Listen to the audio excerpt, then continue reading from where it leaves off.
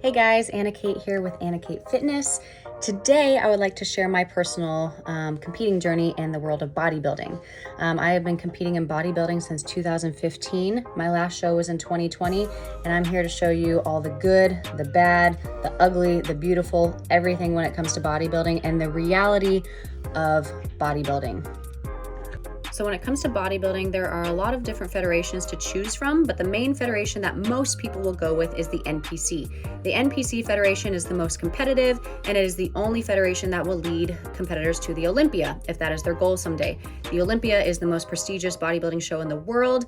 There are people from all over the world that compete in the Olympia, and the top 20 people in each division every single year get invited to go to the Olympia. The NPC is the only route to get to the Olympia. So when you first start your bodybuilding journey, you'll have to start at an amateur level. Most likely you'll want to start with a national qualifier amateur show. There are some amateur shows that are not considered national qualifiers, so if you win, you're not nationally qualified. But if you do a national qualifier, which most amateur shows are national qualifiers, when you win, then you become nationally qualified to go compete at nationals. Once you get to that point where you're nationally qualified, there are 7 national shows to choose from, and you'll want to pick a show depending on your location, time frame, etc., etc. Also understanding that the national level competition is much higher than the amateur level, and it might come to a shock to you at first. So not having expectations in your head is really important, because you're going to go from winning first place at an amateur show to potentially close to last, maybe like not as well as you were thinking, if you have high expectations for yourself. I always try to not have expectations for myself going into shows because I don't want to disappoint myself, but I know I am bringing my best no matter what. So my first ever national show that I did was in 2019, and I went to Junior Nationals, which was in Chicago at the time, and I ended up doing really well, actually. Again, like I said, I didn't have any expectations going into this show. I was expecting dead last. I knew that this type of competition was a whole other level. But with my coach's support and my team's support, we all knew that I was going to do pretty well. But again, I didn't want to put that expectation in my head and then get disappointed after the show. So this competition, I ended up placing 5th, which was super awesome for my first national competition. My second national competition, I ended up placing 7th, which was kind of a shocker and a little bit of a disappointment because I got 5th at the first national show. But again, you never know who's going to show up to the competition. This second national show that was in New York was a little bit tougher competition, and more competitive physiques showed up that day. So I got 7th instead of 5th. And that just goes to show like how competitive this really is. Because if you just look at one person, you think, oh my gosh, they look amazing, like they're sure to win. But when there's 50, 100, 150 amazing looking people up there on stage, you may not be the best looking one in the judges' eyes. When it comes to the judging, the judges do have specific criteria they have to fit to. When it comes to bikini is the division that I do. There's also figure, women's physique, and women's bodybuilding, and wellness. Wellness is the new division in the female bodybuilding industry. So when it comes to judging, there's specific criteria they have to stick to. With bikini, we don't want to be striated to where we're so lean that you can see striations in every single muscle. You want to have some level of vascularity. You want to have nice full glutes. You want to be able to see a glute hamstring tie-in. You want to have a good tight core, and you want to have an overall hourglass type of figure with good shoulders. Also with the judging comes your presentation. So your hair, your makeup, your posing. Posing is huge, especially at the national level. Your posing should be something that you can pretty easily control and want to work on every single day. And I can see in my competition journey that my posing has drastically increased because I've practiced it so much, and it ended up paying off. From when I first started competing in 2015 to my very last show in 2020, posing has tremendously increased. And even kind of watching these videos back from 2019, I see the changes that I've made in my posing, and I'm really happy that I've made big improvements on my posing. So my third national show that I did in 2015 was in Vegas. It was called the USA's bodybuilding competition, and I ended up placing 4th there. Now at these national shows, most of the national shows, if you place first or second in your division, then you get your pro card. When you get your pro card, it just means you're a pro bodybuilder. You can compete at the pro level, and then from the pro level, then you rack up points, and you can get points enough to be invited to the Olympia. So getting that pro status doesn't necessarily like win you money. It doesn't do anything other than just have bragging rights or potentially help your business or help you reach a very specific goal. For me, I think everyone that goes into bodybuilding at a national level always has a goal of getting their pro card. So of course you're gonna go into a national competition and want to get your pro card. That's the goal. That's like winning at that level. So right after my 2019 prep, I had a little bit of a break and then I went into my prep for 2020. 2020 prep was going great until about March when the pandemic hit and everything started shutting down. Gyms were shutting down. We didn't have much access to food or to protein sources. We couldn't even really go to the grocery store. All the shows were getting canceled. There was a lot of stress trying to prep for a bodybuilding competition during this time. But me, along with a lot of others, tried to prevail anyway. So I'm gonna get into that a little bit more later, but finally in August, the shows stopped being canceled. So in August, I decided to go back and do a regional show because it had been at least a year, or actually it had been longer than a year since I had competed last, and wanted to get back on stage to refresh everything. If you didn't place top 5 the year prior at a national show, you would have to go back to an amateur show to requalify. Luckily, I didn't necessarily have to requalify, but I felt like it had been so long that I wanted to get back into an amateur show to practice before the big national show. So in St. Louis, I came out with first place overall. Then that again qualified me for a second time to go to nationals again that year. So then I went to South Carolina for Junior USA's Nationals and ended up placing 6th there. Was pretty happy with my physique, although I could tell that my body was going through a lot more stress than it was used to with a show prep because of how long I had to stay lean. I'm gonna get into that a little bit more. So when it comes to bodybuilding, the timing is very important. You put yourself through usually it's like 15+ week prep. For me in the past, I have always put on a little bit more weight in the off season to either gain muscle or just because I didn't really care about sticking to a diet in the off season, which is a no-no. And I learned that the hard way. You want to slowly increase your body fat, not just say, oh, I'm gonna go eat whatever I want and gain a lot of weight really fast. So the 2020 prep was a lot tougher because I had it planned to be lean enough for the show right at showtime. And then in May, the show got canceled.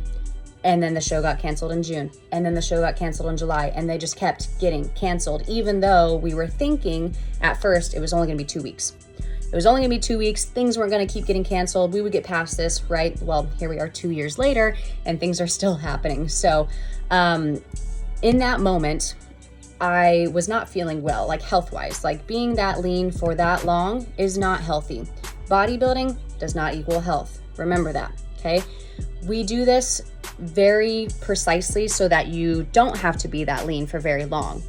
But me and a lot of other competitors wanted to just stick it out. We wanted to just stick it out because surely, hopefully in the year 2020, a show would not get canceled. And finally, they didn't get canceled, but my health took a toll on this. I mean, I felt so sluggish. I couldn't sleep. My mood was all over the place. My cravings were going through the roof, but I couldn't listen to my body because I needed to stay lean. I had to do my cardio no matter how tired I was. I had to do my lift no matter how bad my body hurt. And I could not eat something if I was starving. I mean, that's the name of the game when it comes to bodybuilding. And that's not super fun. So bodybuilding looks really fun and fancy, and I'm showing you all these videos from show day where all you see is show day. But you don't know what the past 20 weeks or 30 weeks or 40 weeks had been. In 2020, that was a long prep. I don't even know. I think it was an 8-week prep or an 8-month prep, sorry. An 8-month prep. That's ridiculous. Usually preps should be about 4 or 5 months. But because of the shows being canceled over and over again, I just waited around until a show did not get canceled. But that came with the price, and the price is your health. So when it comes to bodybuilding, if it's done right and if a pandemic doesn't mess you up, you will be just fine. Your health markers should be okay, and you should have a good coach that will be keeping an eye on that the whole time. And luckily I had great coaches. I chose to persevere and tried to push through that longer prep, and I'm okay, but my body doesn't feel as optimal as it used to in the past because it's still trying to catch up from those times.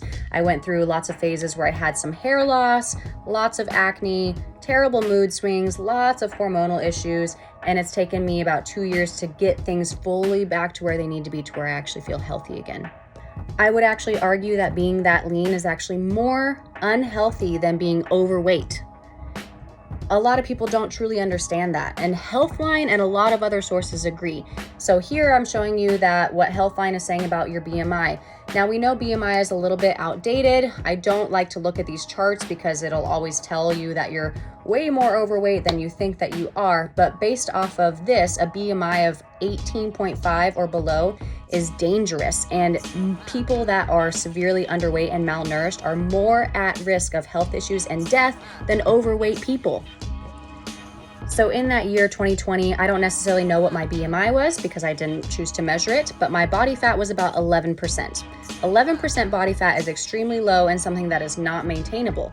Now I'm at a good healthy body fat, probably 18 or 19%. Again, I'm not really focusing on it right now other than just being healthy and feeling healthy overall, because I don't need to go to that type of extreme unless I do a competition again and can time it out perfectly.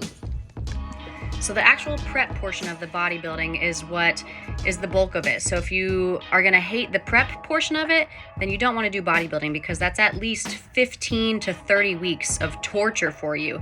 And it's hard. It's not just casually working out. It's not even just committing to 5 or 6 days workouts a week or following a basic diet regimen. I mean, this is an extremely strict diet to where you cannot go off track or else you will not get to where you want to be, no matter how you feel. If you're hungry, too bad, you can't eat more than you're supposed to.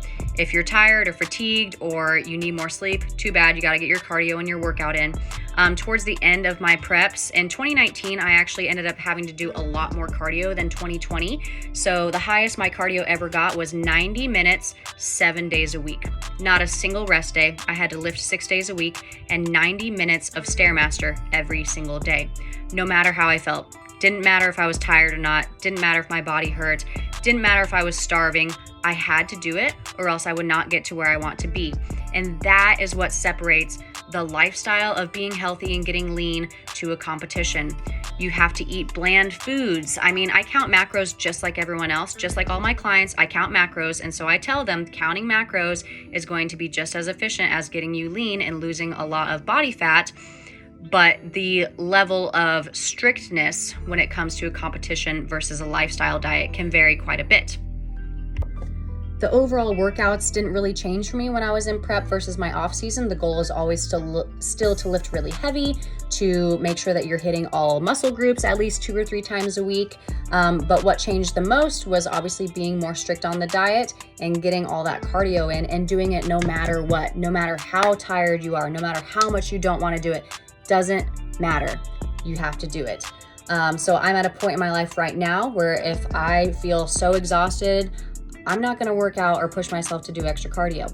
If I'm hungry, I'm going to eat. I'm going to listen to my body and honor my body. Whereas as a competitor, you can't listen to your body. You can't honor your body, and it kind of goes against your own biology. So you usually don't feel too good, but on the outside, everything looks great and pretty and awesome. So I go back and forth a lot about, do I really want to compete again? And I think I have kind of a bad taste in my mouth because of the year 2020. Going through an 8-month prep was rough. I never want to go through an 8-month prep ever again, but I'm also in a much better starting position than I ever have been before. In the past, I've had to lose like 20 or 30 pounds for a show. Now I would only have to lose like 10, maybe 15 pounds for a show, and I would not have to do an 8-month prep. So I think once my life slows down a little bit with the travel and once I have more time to commit to myself rather than to my business, I would love to do a show again in 2023 and see what I'm really capable of. I was 2 spots away from getting my pro card in 2019, and I've gotten right around the top 5 mark just about every single national show. So I'm ready to see what I'm capable of. And when I know that I'm ready to compete again, I will, and I will come what I came for, that pro card.